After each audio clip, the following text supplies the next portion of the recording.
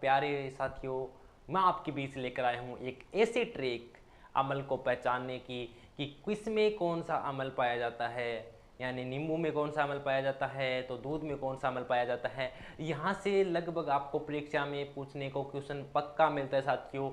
लगभग आपने परीक्षा देखी होगी, वहाँ से इंपॉर्टेंट ये सेशन रहता है जहाँ से आपको पूछा जाता है किस में कौन सा अमल पाया जाता है साथियों। और आपको यह भी पूछा जाता है कौन सा क्षार किस में। मैं दोनों की याद आपको बताने की और आपको यही याद करवाने की आपसे गारंटी देता हूं कि आप इसी वीडियो के अंदर आपको याद नहीं हुए तो आप वीडियो को डिसलाइक करके चले जाना चाहिए। लेकिन मैं आपको यही इसी वीडियो के अंदर आज के बाद आपको कभी भी अमल या क्षार का क्वेश्चन पूछे तो आप बिना झिझके आप क्वेश्चन को बता सकते हैं साथियों, लेकिन लास्ट तक बने रहना। चलिए स्टार्ट करते हैं कि कौन सा अमल किस में पाया जाता है, कैसे याद करें। ये देखिए, ये अमल होते हैं, ठीक है, ये अमल है, ये आपने देखे होंगे, आपको नाम भी पढ़ा हुआ, आप याद भी करते हैं, लेकिन आप कंफ्यूज हो जाते हैं कि कौन सा अमल किस में पाया जाता है। हालांकि आप पढ़ते भी हैं फिर भी आप कंफ्यूज हो जाते हैं। आज के बाद ऐसा नहीं होगा। तो देखिए साथियों, सबसे पहले अगर मैं बात करूं कि फार्मिक अमल किस में पाया जाता है, तो देखिए फार्मिक अमल पाया जाता है चींटी के डंक और ततैया मधुमक्खी। अब याद कैसे करें साथियों, याद करने का जो आपने मधुमक्खी है, आपने देखा होगा कि नहर के पास में या फिर आस पास के जगह पर आपने देखा होगा कि मधुमक्खियों के डिब्बे रखे होते हैं जहाँ पे मधुमक्खियाँ शहद बनाती हैं। यानी मधुमक्खियों के भी फार्म चलाए जाते हैं। क्या चलाए जाते हैं? मधुमक्खियों के भी फार्म चलते हैं। हमने कहा हम सुनते हैं ना आसपास में कि उसने तो मधुमक्खी का फार्म खोल रखा है। यानी मधुमक्खी के डंक में फार्म खोल रखा है। फार्म से फार्मिक, मधुमक्खी के डंक में फार्मिक अमल पाया जाता है। ठीक है सर। और फार्मिक के साथ आपको याद रखना है, चिंटी के डंक हो चाहे मधुमक्खी हो चाहे ततैया हो, इन सभी के अंदर कौन सा अमल पाया जाता है? Formic Amal. आई होप कि आप इसके बाद नहीं बोलेगा, आज के बाद आपसे पूछे कि फार्मिक अमल मधुमक्खी की, क्योंकि फार्म किसके खोल गए हैं? मधुमक्खी के। ठीक है। उसके बाद देखिए साइट्रिक अम्ल, इसको आपको कैसे याद करना है? साइट्रिक अम्ल किस में पाया जाता है? नींबू और संतरा में। साइट्रिक साइट्रिक नाम कई बार बोलो, दोहराओ, साइट्रिक साइट्रिक साइट्रिक, संतरा संतरा संतरा, यानी साइट्रिक से संतरा, साइट्रिक से संतरा, साइट्रिक से संतरा आपको याद रखना है। सह से साइट्रिक, सह से संतरा, और संतरे के साथ आपको नींबू भी याद रखना है साथियों। एक बात और बताऊंगा आपको, एक बार तो याद करो आप कि साइट्रिक से संतरा और नींबू। आप, मुझे पता है कन्फ्यूजन कहाँ होने वाले, आप एक तो साइट्रिक में कन्फ्यूज होगे और आप एक टार्ट्रिक में। मैं ऐसा नहीं होने दूंगा आपको, बिल्कुल भी नहीं। ठीक है। देखो, फार्मिक अम्ल मधुमक्खी के डंक में, चींटियों के डंक में और ततैया के अंदर। वहीं बात करें साइट्रिक से संतरा। ठीक है। उसके बाद ग्लाइकोलिक अम्ल किस में पाया जाता है? गन्ने में।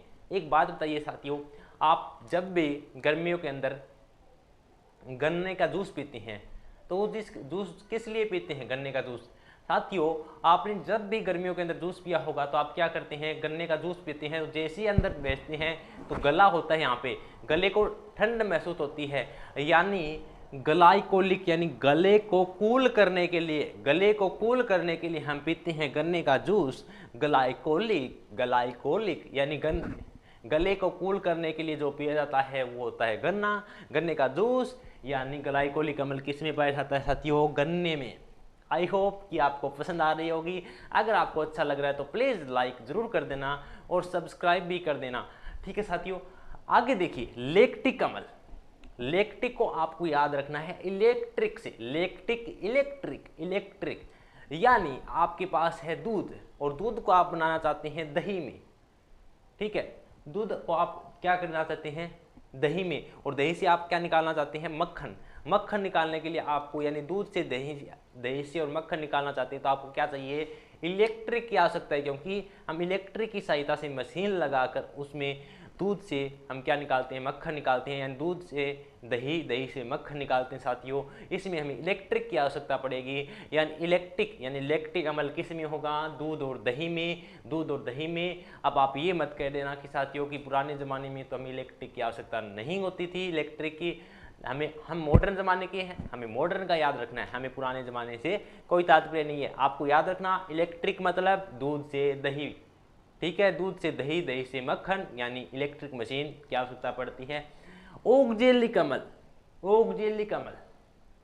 देखो आपने कभी पालक को खाई है क्या? पालक खेत में जो आपको मिलती होगी पालक आप कहते हैं, तो ओगजेलिक आपका पता है कि पालक जब खाते हैं तो वो आपको चिपक जाती है, ठीक है। ऐसे आपको ओगजालिक कहने का मतलब आपको उगलना पड़ता है, क्या करना पड़ता है, उगलना पड़ता है साथियों। तो ओगजेलिक अमल पालक में पाया जाता है। जब आप पालक खाते हैं तो आपको उगलना पड़ता है, उगलना का मतलब ओगजेलिक अमल पाया जाता है पालक में।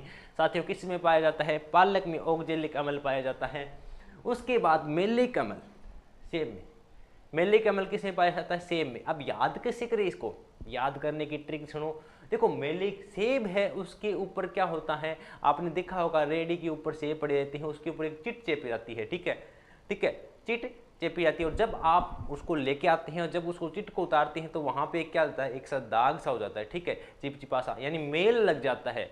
सेब के ऊपर क्या लग जाता है, मेल, किस कारण, चिट के कारण। यानी सेब है वो मेला हो जाता है एक चिट चेपने के कारण, यानी मेलेनिक अमल किस में पाया जाता है, सेब के अंदर साथियों, सेब के अंदर। अब बात करूं मैं ग्लूटोमिक, ग्लूटोमिक अमल किस में पाया जाता है, तो ग्लूटोमिक अमल पाया जाता है गेहूं में। गै से ग्लूटोमिक, गै से गेहूं, इसको डायरेक्ट याद करना है, गै से ग्लूटोमिक, गै से गेहूं, इसमें कुछ भी याद करने वाला नहीं। गै से ग्लूटोमिक, गै से गेहूं, गै से गेहूं, गै से ग्लूटोमिक, यानी ग्लूटोमिक अमल पाया जाता है गेहूं में साथियों, ठीक है। उसके बाद कहते हैं एस्कोर्बिक अमल। एस्कोर्बिक अमल भी आपको अच्छे से इसको याद कर लेना है।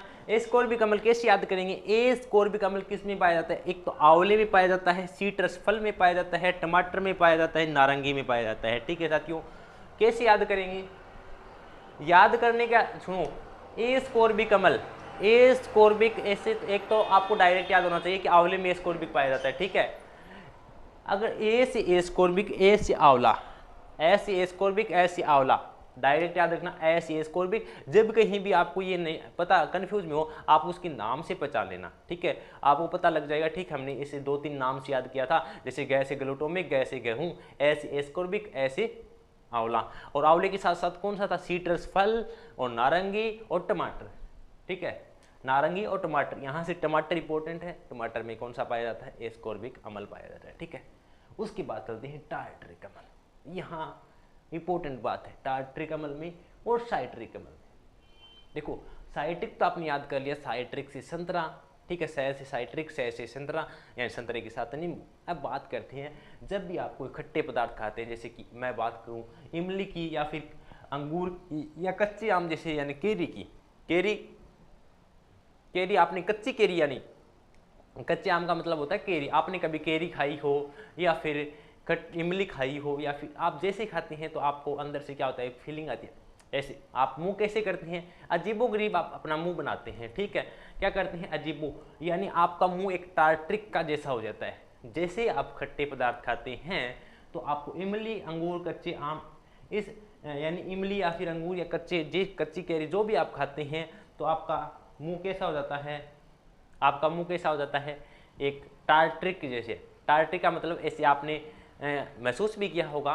तो जब भी आप खट्टे पदार्थ जैसे इमली, अंगूर, कच्चे आम और केरी खाए वहाँ पे टार्ट्रिक अमल होता है। अब आप कहेंगे साथियों सर ये तो समझ में आ गया, लेकिन बात यहाँ तक सीमित नहीं है, बात ये भी है कि खट्टे पदार्थ तो आपने कह दिया, खट्टे पदार्थ तो फिर नींबू भी है, संतरा भी है, अब क्या करें।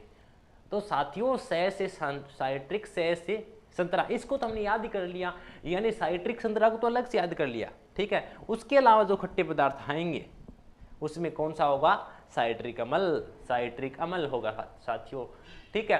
एक और भी बात है, अगर देखो संतरा क्या होता है, गोल होता है, नींबू भी क्या होता है, गोल होता है, लेकिन इमली, अंगूर, कच्चे आम जो भी होता है ये गोल नहीं होके थोड़े वर्तुलाकार अलग थोड़े रूप के होते हैं। तो आप इस तरीके से भी इनको याद कर सकते हैं।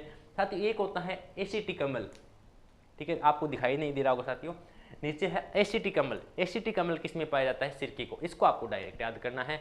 और एक होता है पाचक रस, ठीक है, ये क्या होता है, पाचक रस। पाचक रस का मतलब जो हमारे जब कुछ खाते हैं, जितने भी प्रोटीन हम खाते हैं उसमें कौन सा अमल पाया जाता है, ये पूछ लिया जाता है कि जो हम सब कुछ प्रोटीन खाते हैं उसमें कौन सा अमल पाया जाता है, या फिर पाचक रस में कौन सा अमल पाया जाता है। तो वहाँ पर आप क्या याद रखोगे, एमिनो अमल, ठीक है, प्रोटीन में एमिनो अमल, ठीक है, पाचक रस यानी प्रोटीनो अमल, ठीक है, एमिनो अमल। आई होप कि आपको इतने सारे के सारे पसंद आए होंगे और याद होंगे। चलिए कुछ क्षार की भी बात करता हूँ और कुछ क्षार को भी जानते हैं, कौन से क्षार किसके अंदर जो इंपॉर्टेंट 2-3 क्षार हैं उनके ऊपर चर्चा कर लेते हैं, उनको जानते हैं साथियों। अगर वीडियो यहाँ तक ही पसंद आई है तो प्लीज़ एक लाइक और सब्सक्राइब करके आप बेल आइकन को भी प्रेस कर लेना। चलिए जानते हैं क्षार को। तो साथियों ये वो क्वेश्चन है जो आपसे एग्जाम में पूछे जाते हैं, ठीक है। देखिए वो क्षार है जो इंपॉर्टेंट क्षार है जो आपसे एग्जाम में पूछे जा सकते हैं, ठीक है। हमने अम्ल पर चर्चा कर ली, कौन कौन से अम्ल, उनकी ट्रिक भी जान ली। अब बात करते हैं मैग्नीशियम हाइड्रोक्साइड MgOH2। ये कहाँ पाया जाता है? मैग्नीशियम हाइड्रोक्साइड यानी ये वाला क्षार कहाँ पाया जाता है?